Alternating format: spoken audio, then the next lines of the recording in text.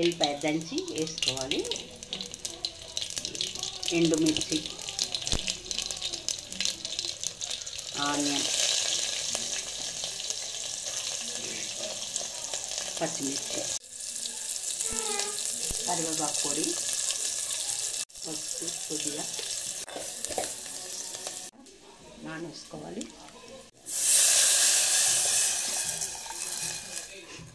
Water పోసేసుకోవాలి. మిరియాలు కచ్చిపక్క దంచుకోవాలి. ధనియాల పౌడర్, జీలకర్ర పౌడర్, సాల్ట్ వేసుకొని ఒక 10 నిమిషాలు మరగనివ్వాలి.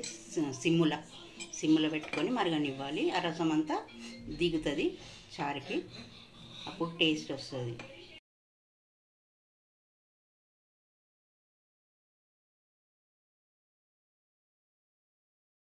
10 మినిట్స్ మసిలిన తర్వాత స్టవ్ ఆఫ్ చేసుకోండి. చాలా బాగా పనిచేస్తుంది చారు. సర్దులకు, దగ్గులకి, వాత గుంజుడు కూడా తక్కువైతాయి. చాలా బాగా పనిచేస్తుంది. ఒకసారి